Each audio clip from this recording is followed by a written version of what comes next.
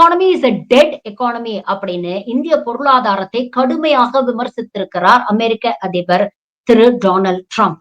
இதை பற்றி எதிர்க்கட்சி தலைவர் ராகுல் காந்தி கிட்ட பத்திரிகையாளர்கள் கேள்வி கேட்டோன்ன நல்லா நறுக்குன்னு வெச்சு கொடுத்திருக்கிறார். ஆமா, கரெக்டா தானே சொல்லியிருக்கிறாரு.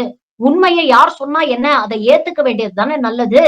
இந்த உண்மை உலகத்துல இருக்கக்கூடிய எல்லா தலைவர்களுக்கும் தெரிஞ்சிருக்கு. பிரதமர் மோடி மற்றும் நிதி அமைச்சர் நிர்மலா சீதாராமனை தவிர.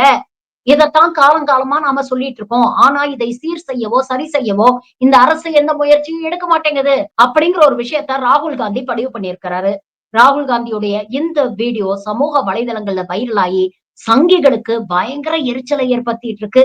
எல்லாரும் வன்மத்தை வாந்தி எடுத்துட்டு இருக்காங்க. உண்மையை யார் சொன்னா என்ன, அந்த உண்மையை ஏத்துக்கிட்டு அதை சரி செய்ய முயற்சிப்பதுதான் புத்திசாலித்தனம். அதை விட்டுட்டு தலைய மண்ணுக்குள்ள புதைச்சுக்கிட்டு எல்லாம் நல்லா இருக்கு அப்படின்னு திரும்ப திரும்ப மக்களை முட்டாளாக்கிக்கிட்டு இருந்தா என்னைக்காவது ஒரு நாளைக்கு குட்டு வெளிப்படும்.